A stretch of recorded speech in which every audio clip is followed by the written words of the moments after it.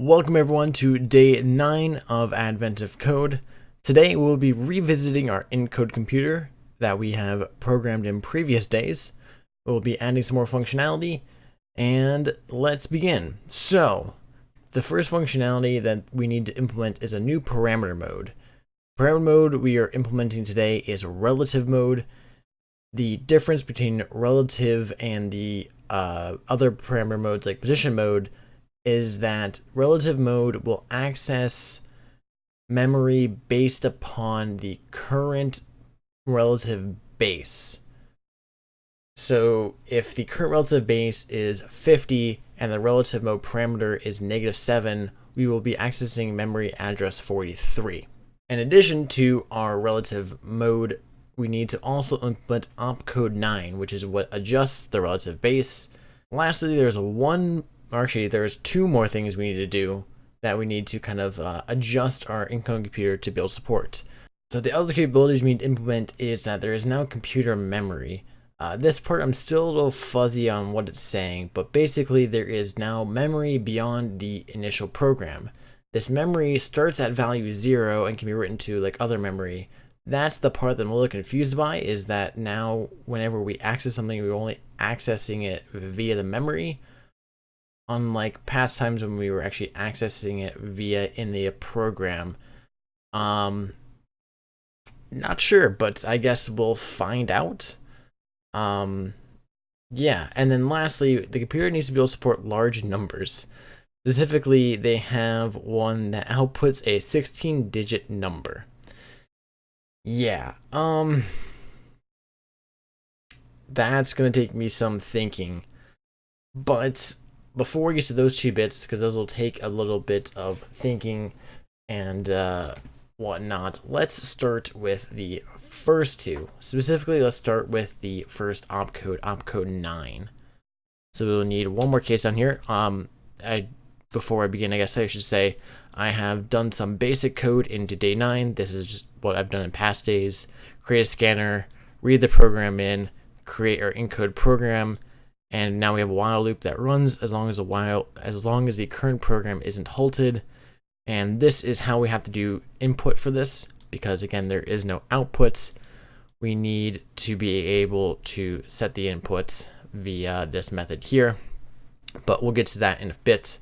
Again, let's start with the initial the encode program here. So we need to add case 9, which is going to be the opcode 9, which is adjusting the relative base. So we do need an int relative base up here.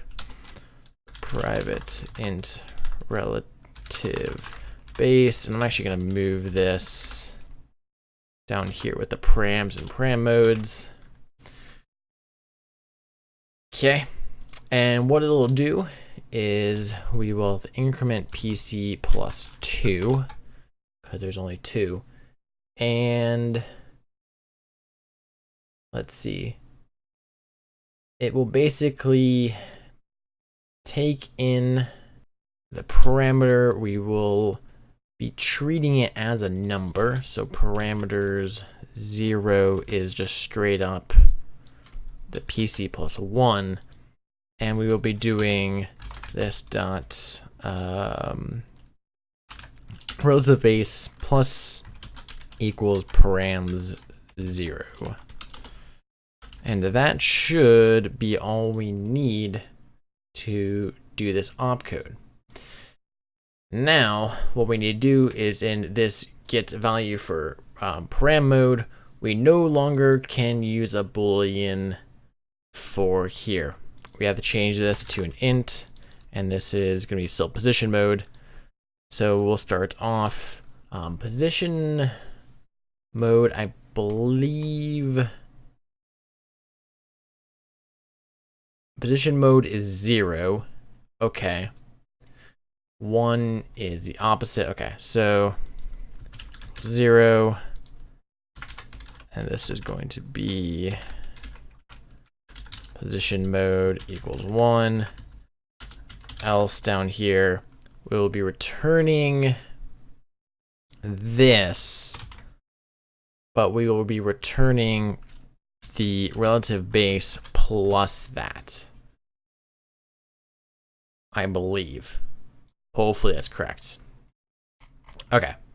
So now we have param modes, which is actually going to be no longer char at. We actually have to convert this to a number. So we got to substring 2 to 3. Is there a better way to convert? There is. 1 second. So it's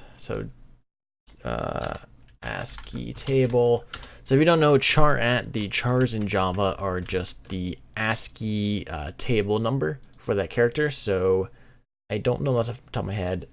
0 is 48, so we can actually just do minus 48, and this will give us the true number that's at that position. So 0 is 48, so 48 minus 48 is 0. 1 is 49 in ASCII, so 49 minus 48 is 1. 2 is 50, 50 minus 48 is 2. That's how we will get our correct ASCII stuff out of this. So I'll go ahead and change this to integers, and the whole program should be good to go. All right, good there. So now we've implemented relative base and our new opcode. Okay. I would test it, but they don't have any test cases. So we will have to move on to the next bits. So let me do some thinking about how these next two things will work. Let me probably ask someone what the clarification is on this wording, because I don't like it, and I will get back to you guys. Okay, so we're back. I have talked it over with someone. I think I've understood this. I think I can figure it out. So the first thing is the computer's memory. So the program exists in memory like it has before. However, so our memory is this program list here. However, the memory is now beyond what we provided. So the memory can access any position in memory, if that makes sense. So previously, if we had a program that was, say, 10 integers long, and you try to access something at position 12, you couldn't do it because it was outside of the program list in memory. This time it doesn't exist. We just simply expand the memory to that location. So that being said, the second part is the more interesting part that we're going to deal with right now, and that's that the computer needs to support large numbers. The only thing that's larger than an integer in Java, that's a primitive, is a long. It's a 64-bit instead of 32-bit. So let's just go ahead and transfer everything to a long. That can stay there. That can stay like that. This needs to become a long as well. I guess we'll just convert everything that will hold a position to a long. So result needs to be a long. Yeah. So 0L long. This can make sure be lowercase. That's fine. That can be lowercase. That can be lowercase. Sorry. These all don't all need to be uppercase. Okay. So longs. Yeah. This is going to get interesting because these are integers. They need to be converted to longs. So I need to do 3L. PC is a long, right? Program list. Oh, isn't. Can we get away with doing a long like that? I think we can now, can't we? Yeah. Oh, you can only access things. Okay, so PC has to stay as an integer. Okay. So PC is still int. That's fine. Okay. So that's fine. Params.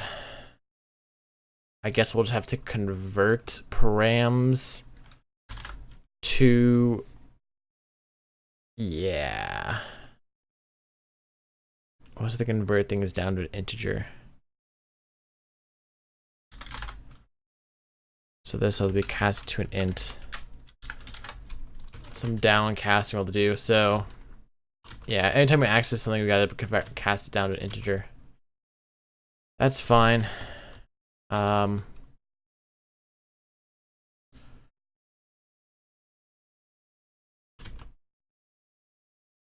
That's fine, that's fine. That's fine. Okay. So that's going to convert everything to a long correctly, I hope. The opcode can stay as an integer. Yeah. So hopefully that fixes all of that or addresses that. So the only thing that's left now is to have memory. So memory. Right. So it's no longer program list, it's now memory.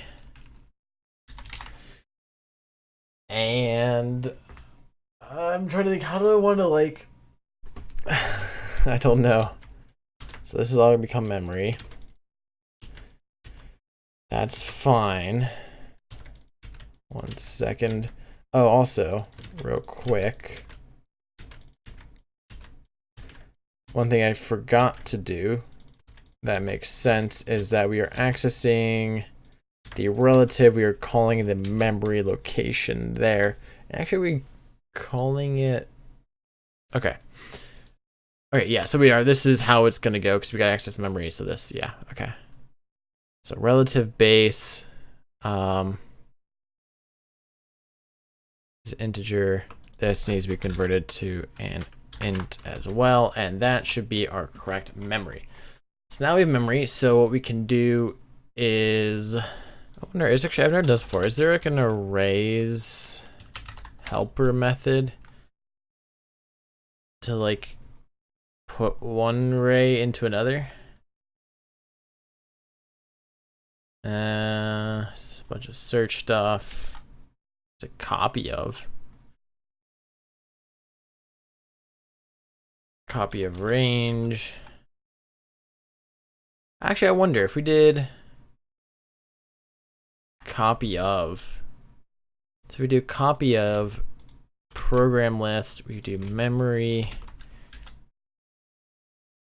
and then we just do 10,000. I don't know.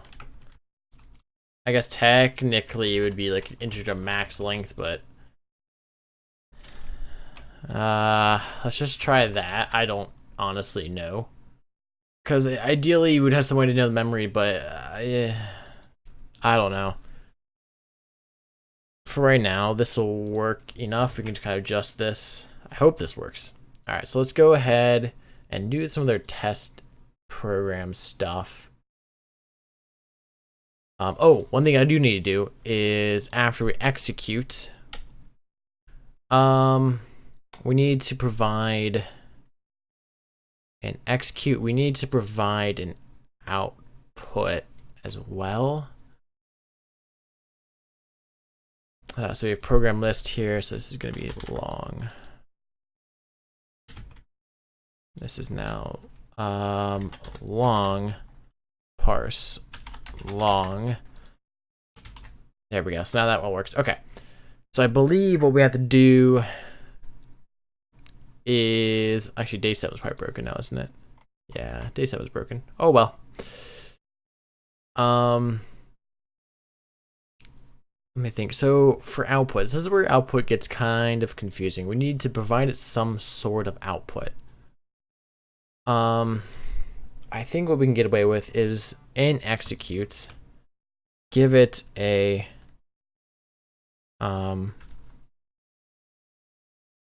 method, or make a class here called public interface.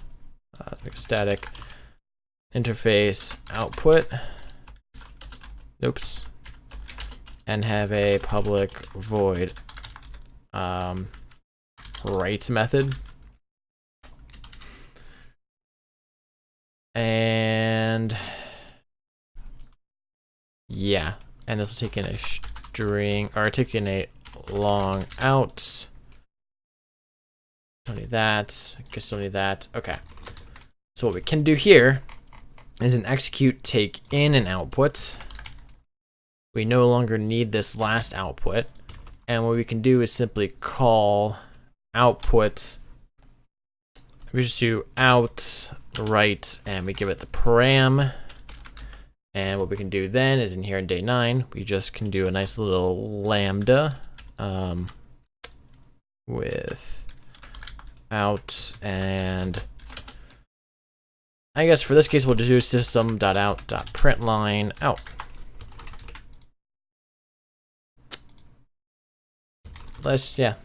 Java 8, I love Java 8. Okay, cool. So there is our output now. Input, we have our scanner. So when we need an input, we'll do scanner.next long. I believe it's a long now for our input. Input. This can be a long, I believe now. Indeed, it can. So next long, and we just do this, and that should handle our inputs. Let's give this a run. Let's actually change day 9 to be this. So this is an example of what that they gave us. Let's run day 9. Let's see if this works. Oh, day 7. Oh, it doesn't like it's all in the same package. Right. Okay, give me 1 second. I'm going to address day 7 and I'll be right back. It looks like it works. I don't remember what day 7 was, so it gives me answers and crash, so I'll roll with it for now. So day 9, let's go ahead and run day 9. And we get index out of bounds exception from here. So this is trying to access a memory position that does not exist because it's trying to access a negative. Interesting. That's not right. -1.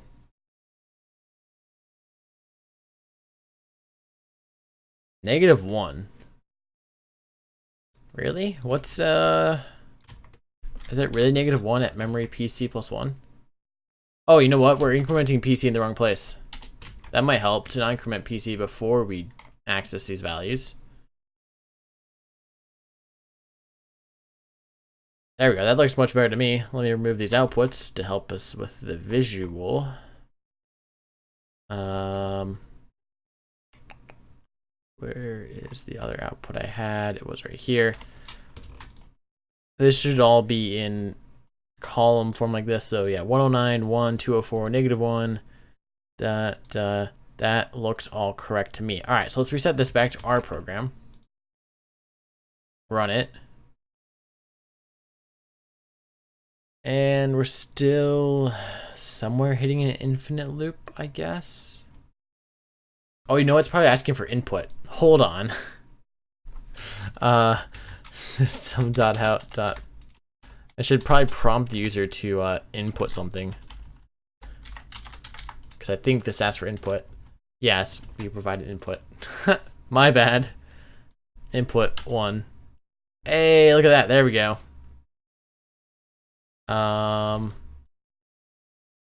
It gave 2 answers. Is 203 correct? No. Is that supposed to be in one line? So 2030? It is not 2030. It's too low.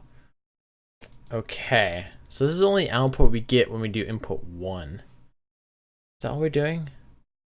We're going to ask for a single input, run it in test mode by providing the value 1 to perform a series of checks in each opcode. Output any opcodes. Oh, opcode. To perform a series of checks in each opcode, output any opcodes and associated parameter modes that seem to be functioning incorrectly.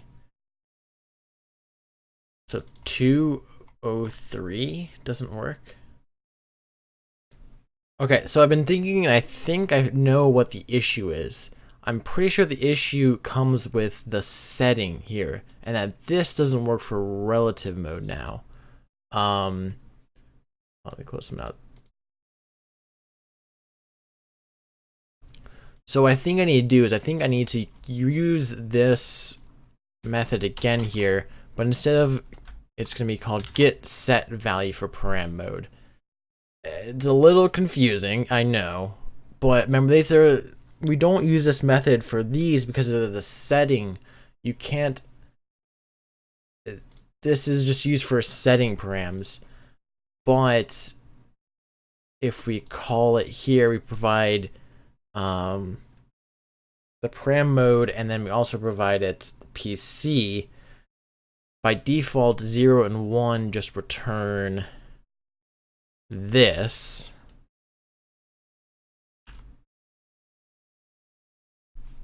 Otherwise, they return this with the offset.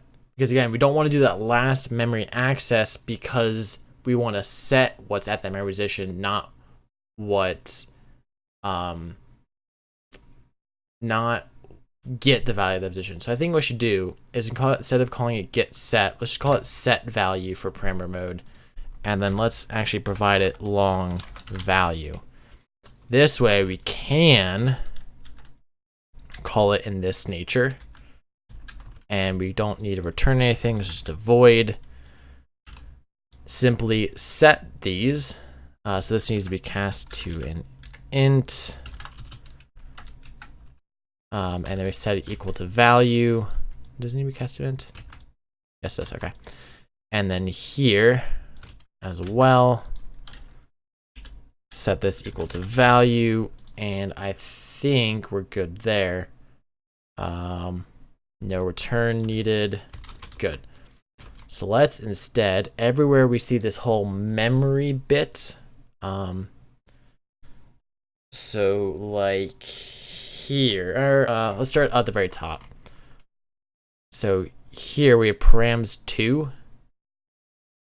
Params2 is not needed anymore because it's going here. It's set value for parameter mode. We are providing it position mode. So this, providing it PC plus 3, and then providing it the value, which is result in this case. So now this is no longer needed, and we'll use it like that. All right. So again, here, result as it is, PC, that's all the same still. Param2 is not needed. Keep looking for memory. We should be having no direct memory accessing out here. So again, here's param2. Memory is equal to this bit. And yep, still the same. Okay. Again, memory here, it's the exact same thing. Really? Yeah, exact same thing. Hold on, what was the difference between these two?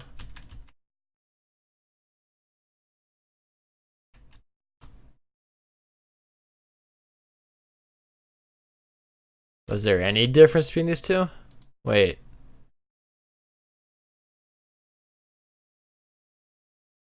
Oh, it's the equals versus that. Okay. So that's greater than, this is equals. Okay. There's that. Again, memory. This one is fine. This is a get though. This one needs to be changed to get.